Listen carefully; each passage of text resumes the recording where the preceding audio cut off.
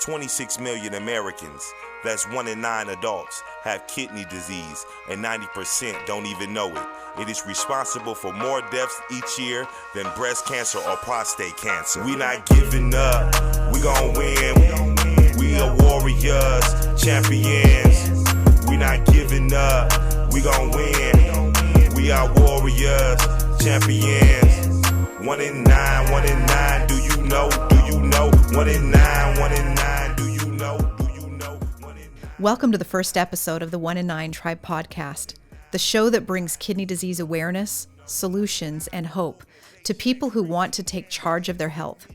I'm Analyn Scott, and with me is my husband Raymond. 90% of people with kidney disease don't even know that they have it. Raymond was part of that 90% who didn't know when his kidneys failed nearly 24 years ago at the age of 29. Today's discussion will center around the question, do you know? With our special guest, Ashley Collins, who is a dialysis technician by profession, a 1 in 9 advisory board member, and ambassador that wants people to be in the know about their kidney health to help keep them out of one of her dialysis chairs. Thank you for joining us, Ashley. Hi, thank you for having me. So glad to be here. It's going to be a great discussion today. I know it's going to be very enlightening for people. And I think with this being our first episode, it's important for us to share with the audience how we got here. Oh yeah. And I think I'm the focal point on that. I think so. Because, coming up on 24 years ago, your kidneys failed. You were just a month shy of turning 30. We'd only been dating for 3 months after meeting on a blind date. And, you seemed healthy. Everything was great. This really came as a surprise to both of us. Yeah, I mean, I just got out of the military a year before. So I'm 10 feet tall and bulletproof. Nothing could touch me. Or so I thought. Although you did learn early on in our dating relationship that you probably should listen to me. Maybe a little bit. Because I remember you had a cough that was concerning to me. And, you kind of shook it off. Oh, everything's fine. And then after about a week of my, I don't want to say nagging. I'm going to say nagging. Yeah, it was after about a week of my nagging. You were like, okay, I'm going to go to urgent care and go get this checked out. And wasn't what you expected. No, it was not. Because when that lady took my blood pressure 3 times, 2 times with the machine, and then 1 time manually, and just ran to the back, I'm like, what is going on? And that doctor came out and was like, Mr. Scott, your blood pressure was, what was it? 270 over 190. 270 over 190. And I'm looking at him like, so what does that mean? All I came here to get was some medications for this cough, maybe some antibiotics, and to go to work. Well, you're not going to work.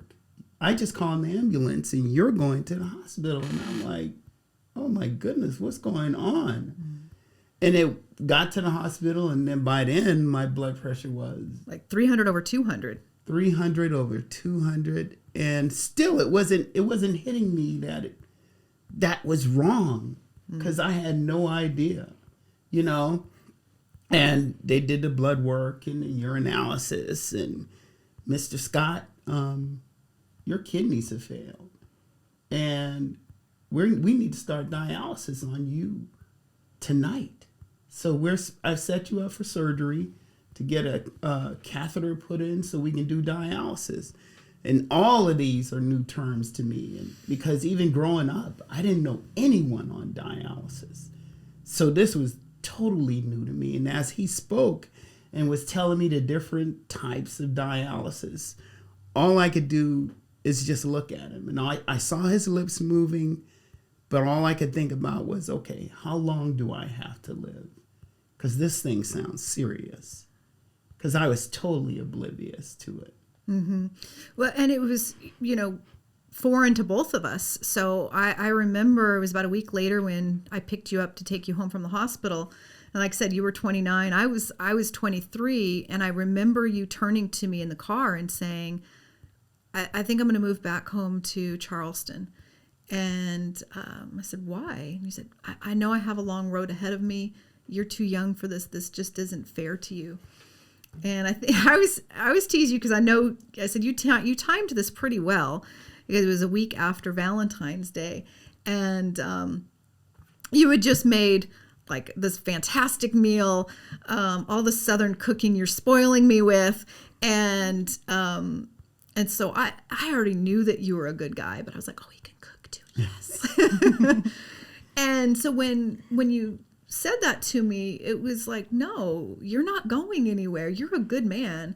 Let's just see what's going to happen with our relationship, but I'm not going to leave you just because your kidneys failed. Yeah, and it was that stick-to-itiveness that I take with me.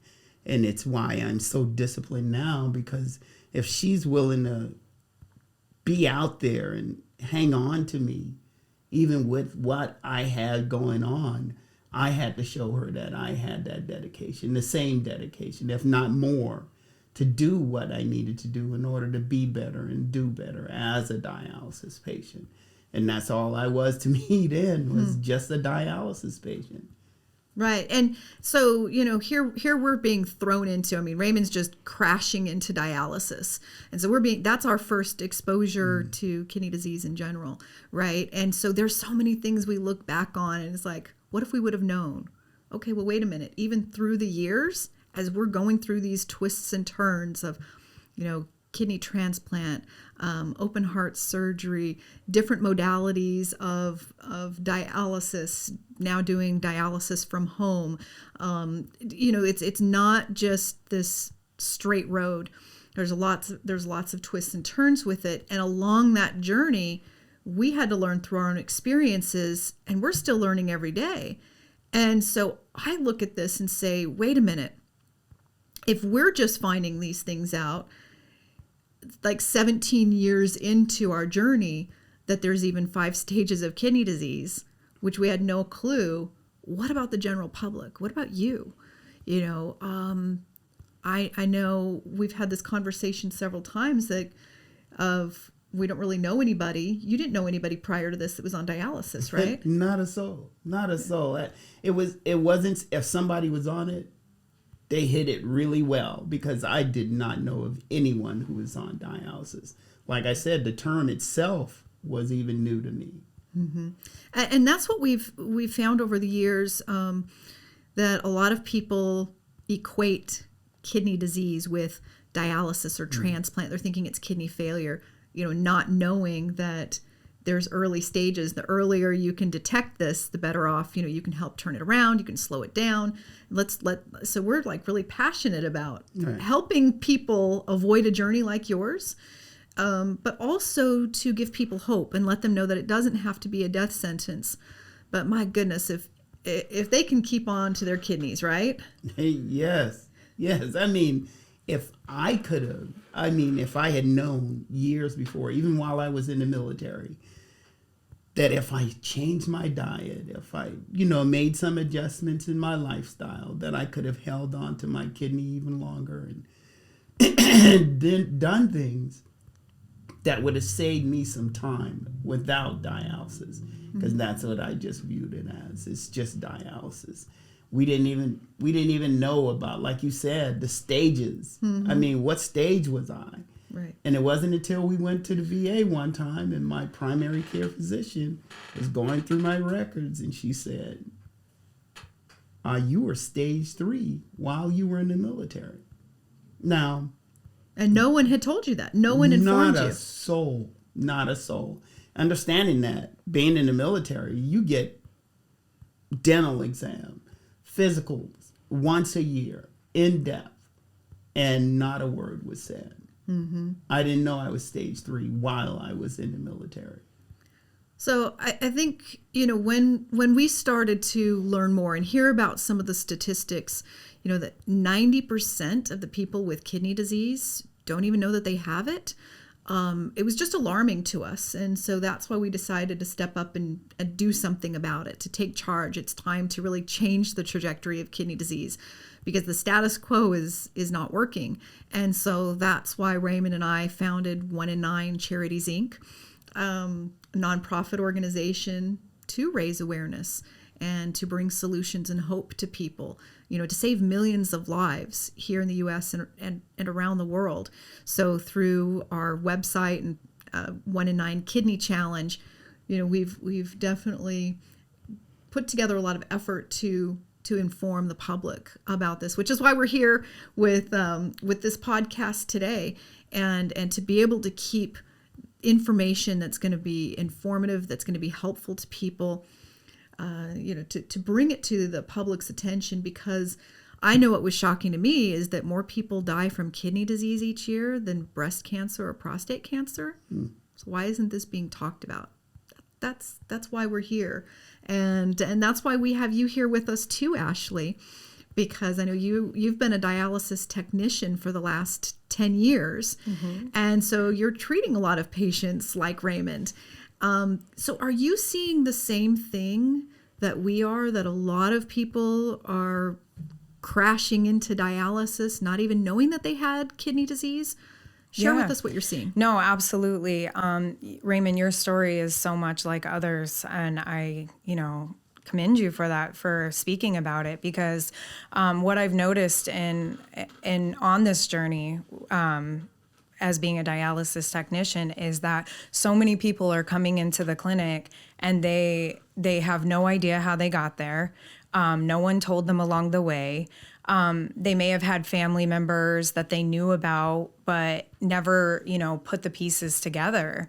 And, I've been in this field for 10 years, and the story that I've been seeing over and over is that people are coming in, have no idea how they got there. And, Raymond, your story is like so many others, and I commend you for, speaking about it. And, how I found 1 in 9 was that my question was, when I was working, I couldn't understand, how are these people coming in and they had no idea how they got onto dialysis? And they're angry, they're upset, they're worried, they're scared, they have no idea how they got there.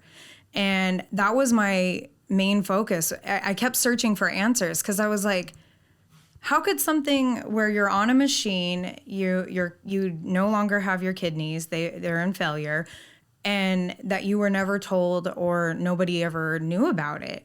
And so I went searching for answers, and that's how I found you guys. Like 1 in 9, I was out looking, how can I make this better? How can I bring awareness to this? Like, how do I educate people about kidney disease? Yeah. Yeah, and you're right. You're right about a lot of things. The biggest thing that's overlooked in the care of patients is the psychological trauma that people are going through and have gone through, and it makes them angry and bitter. And I went through it myself. So, and I've seen it at clinics where, some of these technicians are getting cussed out. Yeah.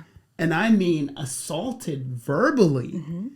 And it's because that patient or that person is just angry and just is wondering themselves, how did I get here? Yeah. How did I get here? I used to go fishing. I used to dance. I used to have this busy life. And now this is life for me now on dialysis. Yeah, and that is something that actually isn't talked about a lot. And that's what I experience. And over the time, I've learned how to, bring healing to that situation and understanding. These people do come into dialysis and they're angry, and the people they're going to take it out on is the people that are helping them. And that is something that isn't talked about, is the anger and the fear of what's going to happen to my life now. What am I going to do? What does it look like? And, what are my options, and how am I going to go about this? And so that is something that needs to be brought up, is that when people get in there, they're just, there's so much to take in. There's so much information, so many things that they're hearing, all these terms that they've never heard before. And they're just lost. And it's something that needs to be talked about.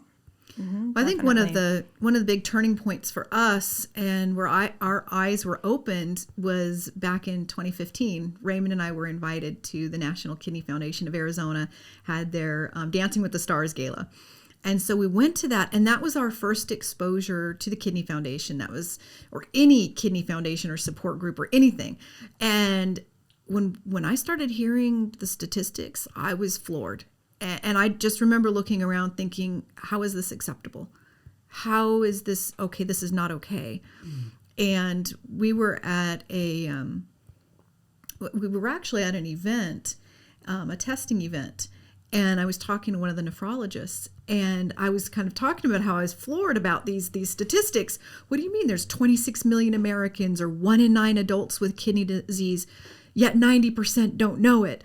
And so he responded back to me and said, well, you know that there's 5 stages of kidney disease. And stages 1 through 3, you can usually slow down or you can reverse. Typically at stage 4, you can't, you're kind of watching it. And then stage 5 is kidney failure. And he shared this that just like was mind blowing to me. He said, okay, so here's stage 1, stage 2, stage 3, stage 4, stage 5. What do you think's happening to people between stages 3 and 5? They're dying. Yeah. If they make it to dialysis, they're a survivor. Yeah.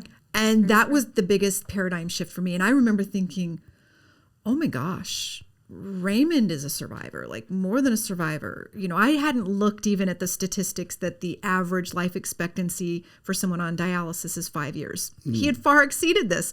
We're having this conversation 17 years into his kidney failure.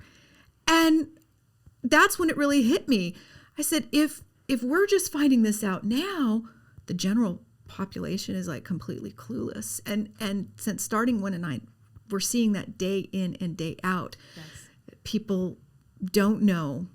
And it's not just limited to, you know, Raymond's experience that he's an anomaly. The VA didn't catch it. It's not that. It's across all healthcare systems. Yes. We're seeing people that just aren't finding out.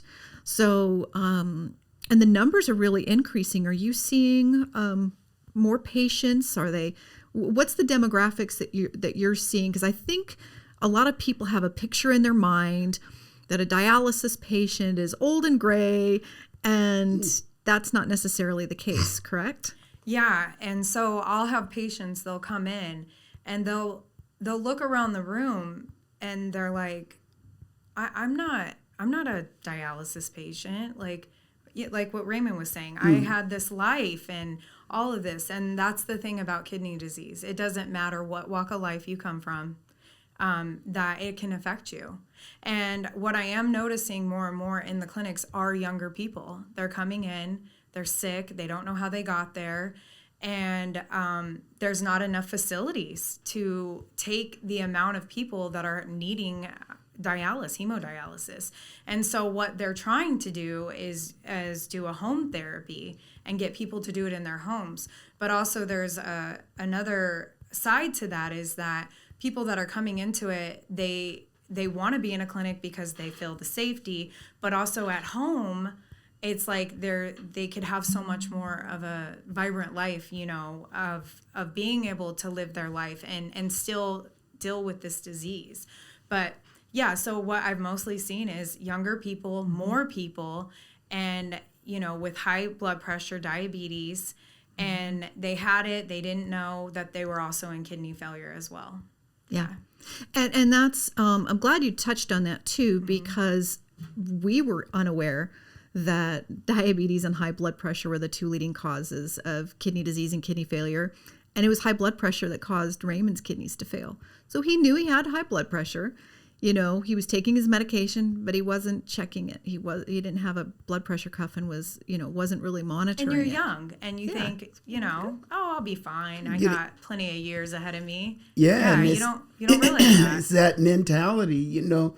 If I did know that high blood pressure was one of the contributing factors of kidney failure, I would have bought a blood pressure cuff myself and been testing myself, keeping track myself. It's those little things that you do in life that could prevent you from hardships in the future. And I didn't know. So I definitely was one of the people who didn't know.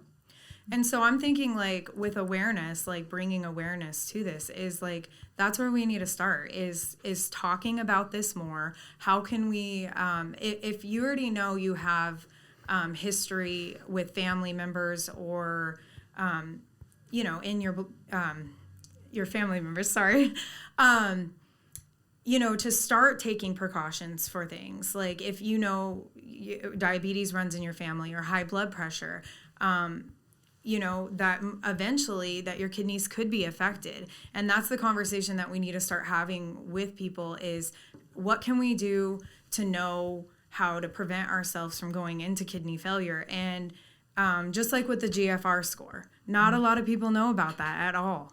And it is so important to know that, especially if you have high blood pressure or kidney disease, because that is your marker. You know, you want to keep it 100. You know? Absolutely. And most people are like, GFR, what is that? You know, right. Glomerular filtration rate. And people are like, what? Or you may see it as like an EGFR.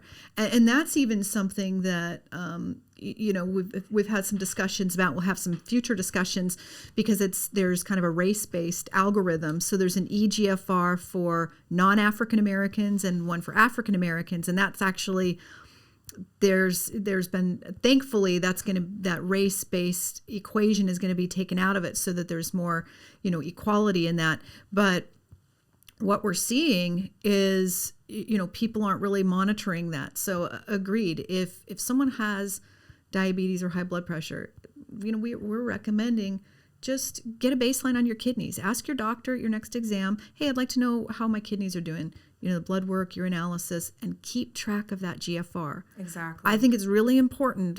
Through our own experience and what we're seeing, it is critical that you are your own biggest health advocate so that you're monitoring that number. Don't rely on your doctors to tell you what it is or to, you know, keep track of it from appointment to appointment because they're too busy and we're seeing it. They're not really paying attention to it. And so are you seeing, you know, I know with you, Raymond, looking at that number, was it something that had ever really been pointed out to you? Never. Never. And that's to us, you know, as a couple, we didn't learn until later in the game about what GFR actually was. What are we looking at here? You know what your GFR is. You make the changes in life you need to so you can keep this kidney going. I mean, I would never envision in any way me being a plant-based eating person, you know, salads and stuff like that. I grew up in a family where if you didn't have meat in it, it's not a meal. But to save my kidneys, if I need to eat less protein, more plant-based diet, I would have definitely done it with all that I've been through. Absolutely. And I think you touched on something else too, Ashley, and that is, you know, home dialysis. And that's something Raymond has been thriving on.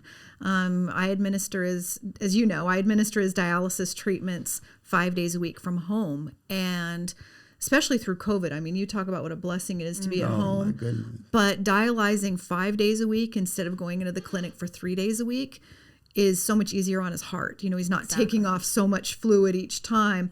Because the average person probably doesn't really understand that patients that have been on dialysis for a long time, if their kidneys aren't functioning, they're not urinating. So the only way to get rid of those waste products is through dialysis. So for someone in kidney failure, you either need to have dialysis or have a kidney transplant in order to survive. And so with Raymond getting connected to that machine, that keeps him alive. And so some people might look at it as, oh my goodness, I couldn't do it 5 days a week.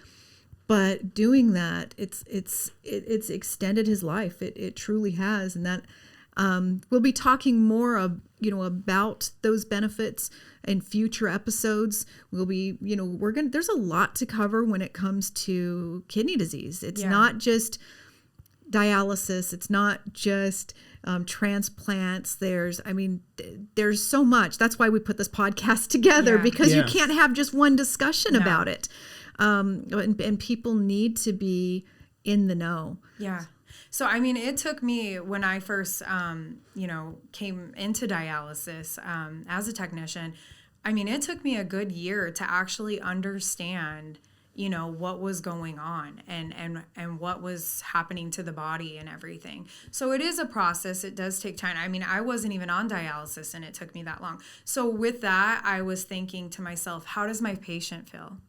Like if it took me this long to really catch on, what are they going through? And so my main focus when I seen them, I would just give them those hard facts, just starting them off easy. And I would tell them, don't get overwhelmed. It's going to be a lot of information coming at you, but it's going to be okay. Like, it's one day at a time and you're going to learn along the way. And to touch on, what you were talking about, home hemo, I know that's a really long discussion. So, but, this is what people don't understand about being in the clinic.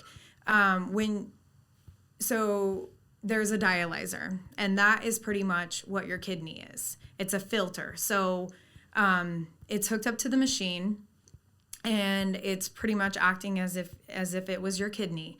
But most people who are in center are only running maybe the longest treatment 4 hours. And they only do that 3 times a week. So that's 12 hours a week that you have a kidney, and that's it. And that's all that you're, so I mean, your body is always going to be in up and down cycles of how you're feeling and being able to, handle that. So that's why home hemo is so important. And where you don't have to take off these large fluid amounts. And that's another thing people don't realize is that the fluid and how that works and how, it's just, there's a lot, but that's why we want to encourage people, that's why we're talking about this, like we want to open this discussion and let people know what's going on and that there is support and people do know what you're going through. And that's why, Raymond, I love your story. Well, and I really have to applaud you too, Raymond, because this has not been an easy journey for you.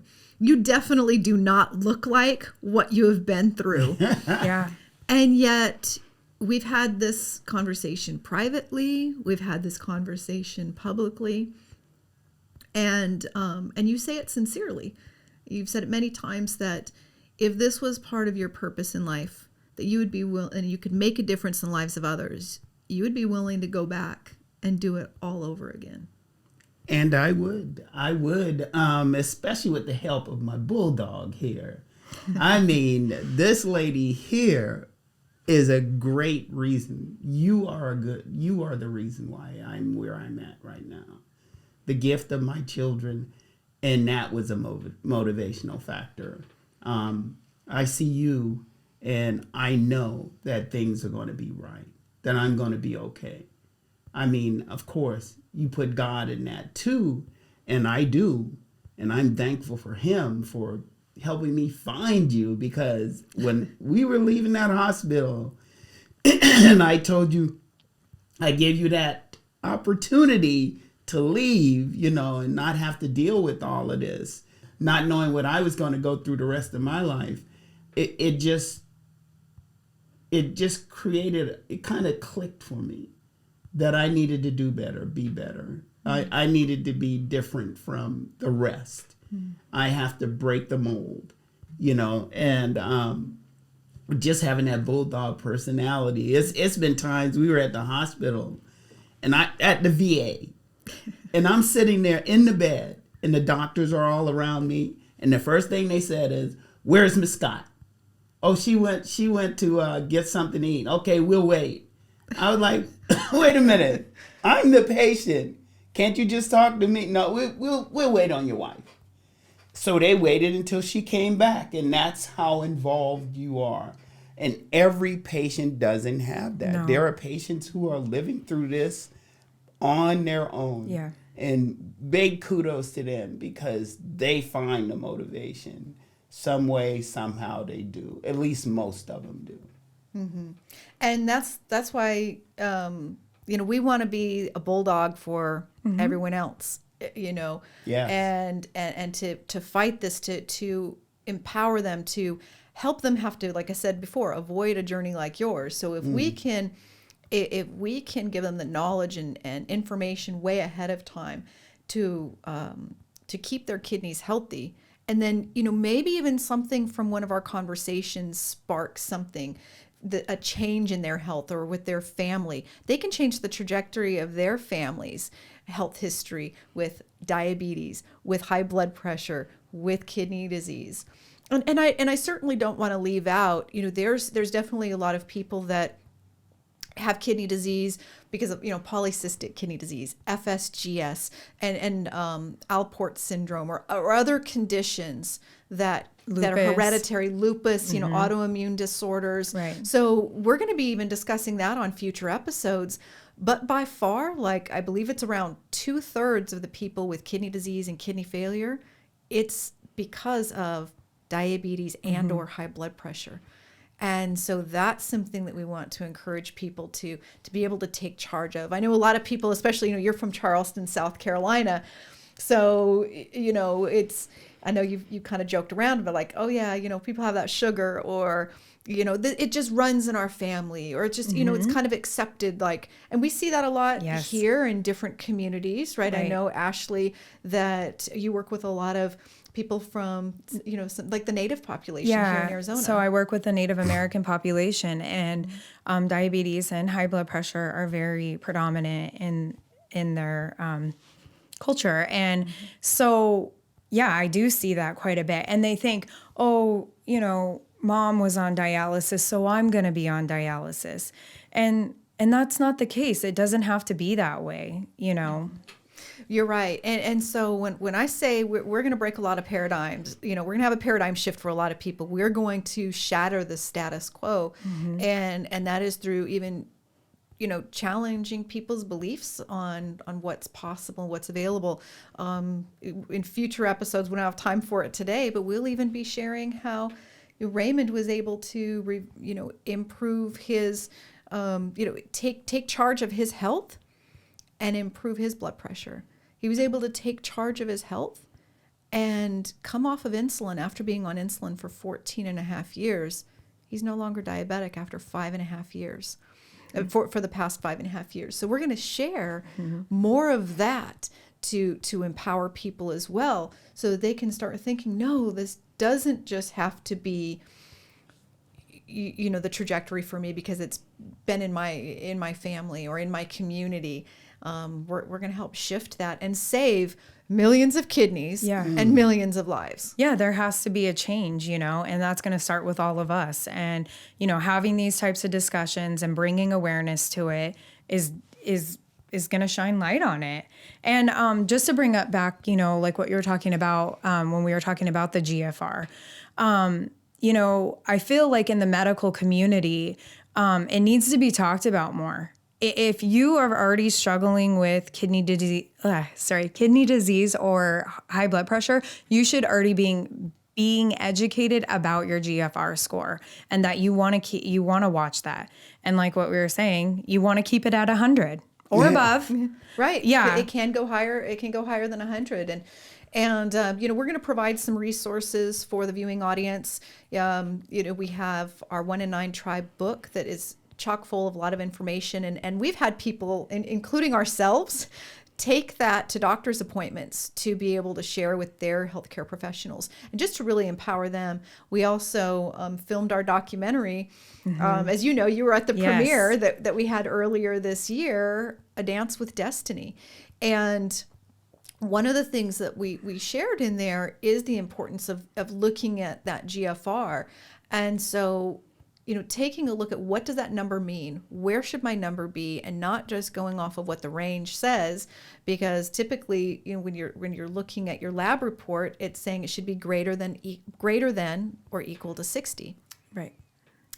Once you go down below 60, you're in stage 3 kidney disease. The target range should actually be 100. And so we're going to be talking more about that as well. So let's seriously, let's keep it 100 and know your GFR, just some simple things that you're aware of. I guarantee, for our audience here, watch the difference of going into your doctor's, your next doctor's appointment and being informed of asking some of these questions. I know we've been, doctors will kind of sit up a little bit more and take notice and say, oh, okay, because they know that you're informed. You're empowered. You're empowered. Yeah. You know that truth. And with that truth, it's going to bring, it's going to be able to help you along your way. And like being at 60, they don't really check until you start to fall below 60. But at that point, you're already at stage 3. Right. You There's know? damage that's already been done. And I don't know about you, because you're meeting the patients as they're coming in once their kidneys have failed. Yeah. And we're talking to people at every stage, but honestly, the majority of them are finding out maybe at stage 3, but usually stage 4, stage 5, where the damage is already done, or they're being referred for dialysis, and they're scared. Yeah. They don't understand. They're frustrated, like you're seeing. They're upset. But typically, after, and we can't sit down with every person, right? We just can't. That's why we're doing this. But what we also see is when people are now informed and empowered, they leave with their shoulders back and saying, okay, here's something that I can do to take charge of my health.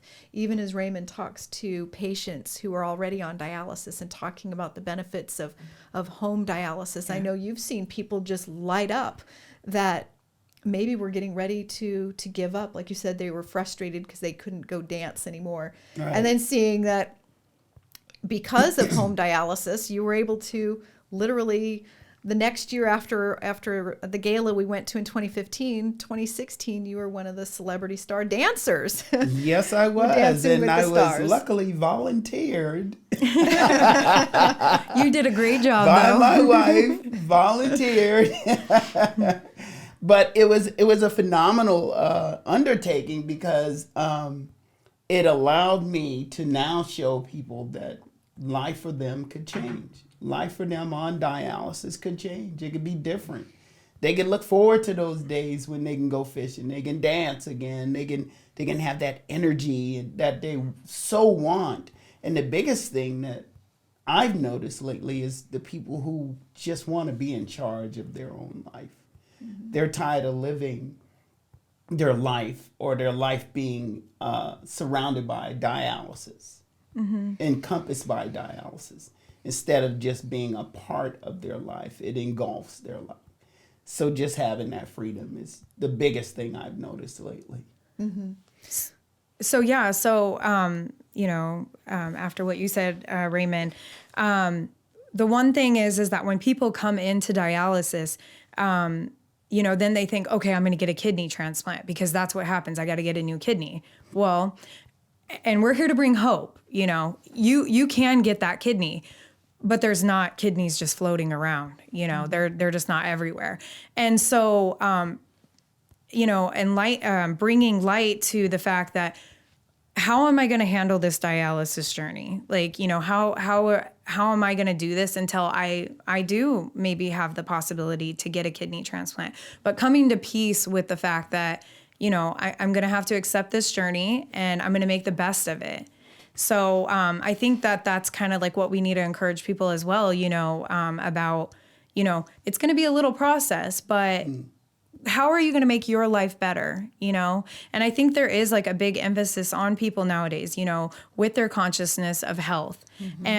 And I think that everyone is experiencing that. They want to live healthier lives, longer lives. They don't want to be on blood pressure medication, diabetes medication. All of that is hard on your body too, And I think, my goodness, if nothing else, even these past 2 years with COVID, it has awakened people to really value their health, to, try and be as healthy as possible, because unfortunately people with some of these underlying conditions obviously are being impacted much greater fashion. And even people who have been healthy now are having acute kidney injuries. Right. I just had a conversation with someone yesterday who had COVID and is now dealing with stage 3 kidney disease. Then the doctor's saying we had an acute kidney injury. That's what I've been learning. Yep. So we're seeing a lot more of that. So again, people of all ages, should really, especially now, get a baseline on your health. get a baseline on your overall health, your kidney health, to have that understanding to move forward. Because the numbers, unfortunately, have been getting worse, but we are still hopeful. We want to help turn that around. We need to have, a change in that trajectory right now, because when we got started, it was 26 million Americans. Now it's 37 million Americans, and we've actually heard numbers higher than that. And so if we break that down, if 90% of the Americans that with kidney disease don't even know that they have it, that's nearly 30 million Americans. Yeah. And then imagine, there's millions of others that do know. And how many millions are at risk for this? Yeah, this is a pandemic for us, is kidney disease, Definitely. There's so many people out there that this is happening to them, and they don't know how they got there. Right. Yeah. So we are so grateful that you were here with us, Ashley, for our first episode of the One in Nine Tribe podcast, with many more to come. Like I said, there's so much more that we have to talk about, and so I hope that for those of you who have tuned in today, that you've really found value in this discussion, that this has been enlightening and eye-opening to you, empowering to you. And so make sure that if it has and you enjoy it, please share this, because you don't know whose life you might change just in sharing this information. And also make sure to hit the like and subscribe button so that you can stay in tune with future discussions.